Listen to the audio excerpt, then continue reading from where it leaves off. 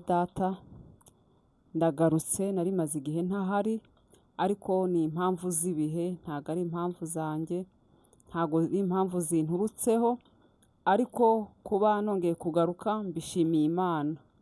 Rero ni ukongera kwibwirana kuri paruwase ni ngombwa iyo umuntu ateranye bwa mbere mu rusengero arivuga. Nanjye iyo umuntu hano naho iyo ugarutse n'ubundi ni nk'aho uba ugarutse gusenga uba usa nk'aho ari bushyashya n'ubundi kubera ko ubonwa n'abantu bashyashya kandi ugakurikiranwa n'abashyashya. Ni ngombwa ko ubibwira ku mazina ni Mudasumbwa Chantal, umunyabyinshi kazi, umwishywa w'abadahurwa. Nkaba ntangiye nshimira abantu banyeretse urukundo n'ukuri, abakomeje gukora subscribe, Imana ibampera umugisha utagabanije.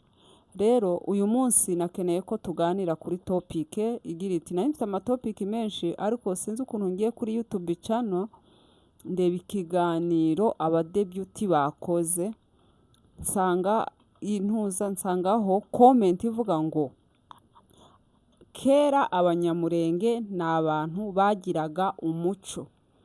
Kera ngo abanyamurenge ni abantu bagiraga umuco, ba kera sabubu n'ikinyabupfura. Rero abanyamurenge ba kera umuntu ubivuze neza mbanza atari umunyamurenge aravuga ati nyamara abanyamurenge ba kera bagiraga umuco n'ikinyabupfura. Ubwo ari kugereranya ba kera n'abubu ngubu. None se bene data ni iki cyaduteye? Twatewe n'iki? Kubera iki icyo badukundira ari cyo turi guta?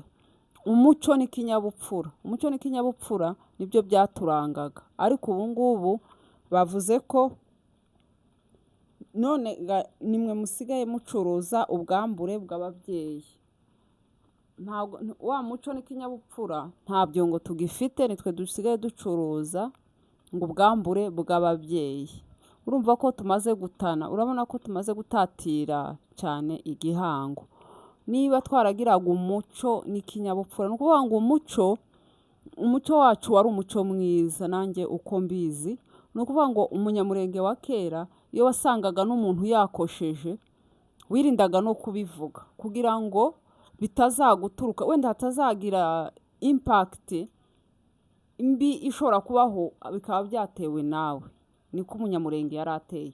Cyaba ari ikintu kibi ukaba utakivuga kugira ngo kitazaguturukaho kizaturuke ku bandi. Niko umunyamurenge yari ateye. Umuco n'ikinyabupfura. Wasanga umuntu niyo yaba yakoze ikintu kimeze gute ariko ukavuga ngo simvuga, na wa muntu atazamenya ko ari njyewe wamuvuze. Niyo byaba ari ukuri ufite na evidence ariko ukavuga ngo iki kintu ninkivuga undi nawe aragitwara akivuge, bisange ni njyewe giturutseho. Ugasanga bwa bupfura n'umuco nibyo bituranga. None se ubu ngubu byatugendekeye gute? Ubu byagenze bite? Ubu niki? Ubu ngubu ni hehe twatereye? Ubu ngubu ni hehe? Mbese ni ibiki byaduteye? Ni ukuvuga ngo abantu bo hanze nibo batubonagamo ibyo, batubonagamo izo mbuto ziza z'umuco n'ikinyabupfura. Ariko ubu ngubu bari kugeranya bakavuga ko ari twe dusigaye tugeze no gucuruza ubwambure bw'ababyeyi. Iyo ntuzanyibonye muri comment nyine kwa debuti n'inteye kuvuga icyo kintu. Ni ukuvuga ngo umuco twagiye tuwuta gahoro gahoro, ariko ubu ngubu turi mu yindi ntera. Ni ukuvuga ngo bari kuvuga ko dusigaye ducuruza n'ubwamburo bw'ababyeyi. Yego wenda si wowe wamwambuye, aba yiyambuye nyine ubwambura akabushira hanze. Ariko kandi tugarutse kuri twebwe tukiri kera, ntabwo umubyeyi yashyira ubwambure hanze ngo nawe umufashe kubwasasa no kubusansibiriza no kubwereka abandi. Ni ukuvuga ngo icyo ngicyo ari nka kera twakibona nk'ihano pe, yaba ari umubyeyi wawe yaba atari n'uwawe kubona icyo kintu. Nta muntu wagenda ngo avuge ngo runaka yambaye ubusa. Watinya no kukivuga kugira ngo hatazagira n'umenya. Niyo waba waranakibonye umunyamurenge wa kera yatinya kukivuga kugira ngo batazamenya ko yabonye ubwambure bwa runaka, wenda rikaba ibanga rye. wenda abakera njye icyo mbona wenda nabo bashobora kuba wenda barakoraga ibintu bitari byiza simbizi, ariko ikintu bagiraga umuco n'ubupfura. Ni ukuvuga ngo imfura ntago ivuga icyo ibonye cyose, icyo yabonye yaba yakibonesheje amaso afite evidensi, akavuga ngo nasanze kanaka ari gukora iki ngiki ikintu kibi, ugifiteho evidensi, ugifiteho n'ifoto. ariko twebwe ba kera ntabwo wagendaga ngo ube wagenda ngo ukibwire n'undi muntu habe, ukavuga ngo n'inyoni ntibimenye, kugira ngo nanjye ndeka nceceke nzabyumvire ahandi, kandi nimba nta wundi ushobora kuba yabonye icyo kintu kibi, ubwo nyine nkigumane. ni uko nguko twari duteye, kandi icyatumye twari duteye neza ni ubufura n'umuco. ni ukuvuga ngo iyo ufite umuco ntabwo uvuga ibibonetse byose. Iyo ufite umuco ntubwira buri wese ibyo wabonye, byaba bibi byaba wenda ibyiza nta kibazo wabivuga, ariko ibintu bibi ukavuga ati ese nyirabyo niyumva, kabone n'ubwo waba ufite purufu, ufite evidensi zose, ariko ukavuga ati se nabona ko ari njye wabivuze ubu ntazangaya. wowe ukikuraho kuko yakoze ikigayitse, nubwo yakoze ikigayitse ariko ntabwo ugomba gukora nkawe ngo nawe ugawe. ni ukuvuga ngo umuntu yakora ikibi wowe ukagihishira kugira ngo umugayo utaguturukaho.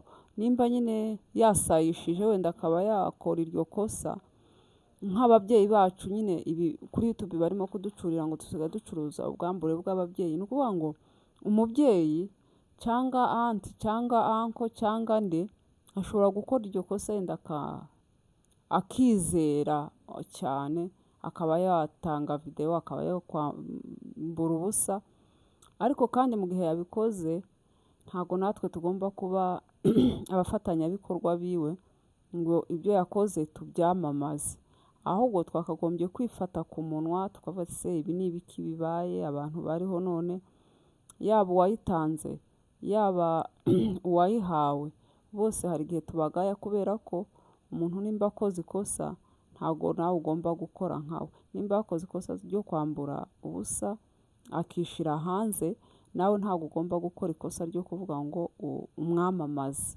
kubw'intege nke yagize, kubera ko umuntu ni umuntu, wenda n'ababikora nta n'umuswa urimo, nta n'ikigoryi kirimo, ahubwo ababikora nibo abantu ubona rwose abanyabwenge. ni ukuvuga ngo n'abatarabikora n'Imana ikibahagazeho, cyangwa se ikibatije ubwenge, cyangwa se ikibatije gusesengura cyangwa gushishoza, ukavuga ngo ese iki kintu nagikora nticyabyara iki ngiki, ariko nyine ni Imana ibibafashijemo abatarabikora.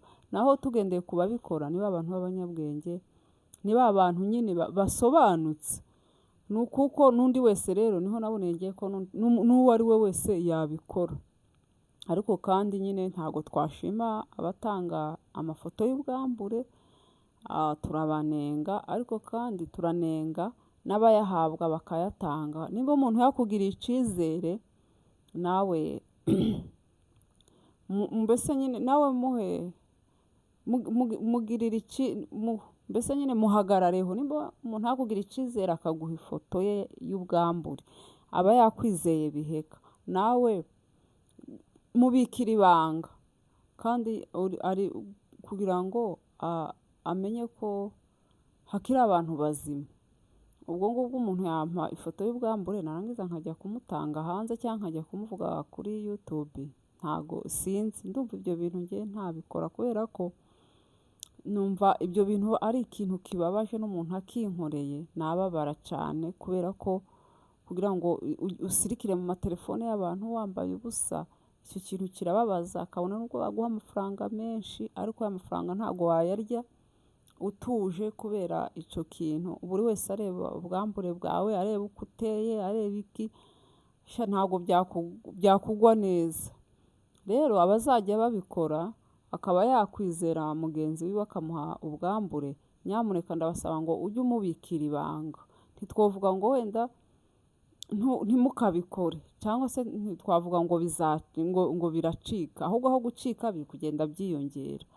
ariko wenda mujye muhura muganire, niba ashaka kureba ubwambure wambure aho ngaho urebe ko nta kamera yaguteze, urebe ko atafotoye, umwereke aho ngaho agende. Ariko kuvuga ngo wenda muraryamanye mwamara kuryamana ngo ashaka na video ngo ajye ayirepeta, aho ngaho harimo agatego.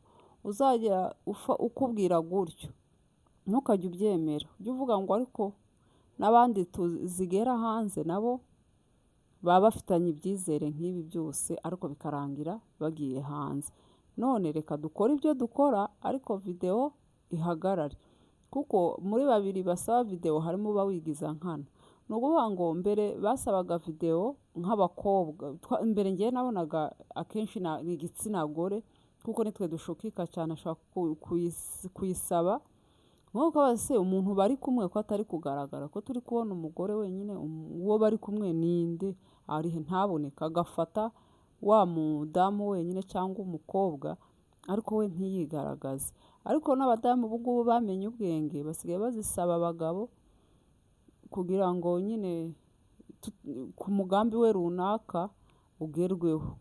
Noneho nk'uko abagabo nabo bazisabaga abakobwa, akavuga ati akamubeshya wenda n'urugero ati ni ukuzajya ngira ngo ndepete ndebe nkomeze nkurebe. Ariko ari uburyo bwo kugira ngo aze nyine ayigira iturufu yo kugira ngo buri gihe uko amukeneye amubone. None ubu n'abadamu basigaye bazisaba abagabo, barangiza nabo bitewe n'icyo bashaka kikagerwaho. Rero ubu ngubu abantu bose ni 50-50. Abagabo bahenze abakobwa cyangwa abagore, ubu ngubu abagore nabo basigaye bahenda abagabo. Ni ukuvuga ngo abantu bose ubwenge bwariyongereye, abantu bose basigaye ari abavumbuzi. Ubu ngubu nta mugore, nta mugabo, nta mukobwa, nta muhungu, bose baracanye ku maso. None ga njye inama nakubwira, nanjye nyigira kuko twese turi abantu, turemeremwa muntu. Umuntu nagusaba video ntukajye uyimuha, kubera ko ako kanya murakundanye, ako kanya murasabanye, ariko hirya yaho ashobora kuyereka umuntu umwe cyangwa babiri, cyangwa se mwese mujye mwiyerekana mwese muri kumwe, mwama mwifotora iyo video yose mwese murimo. Ubwo ngubwo ntawe uzata undi hanze, kubera ko mwese muzaba muri kumwe. Ariko aho muhendanira ubwenge, ni ukuvuga ngo hagaragara umwe. Icyo gihe uzumenya ko kera waguye mu mutego. Ubwo ngubwo nyine icyo umuntu agukeneyeho azajya akikubonaho. Sawa sawa, ni inama nabagiraga ntoya, ariko nanjye ntago mbarusha ubwenge. Ariko nyine icyo kintu cyaragaragaye cyane kuva igihe cya corona, ugasanga abantu barashuka abandi barangiza bakabashyira hanze.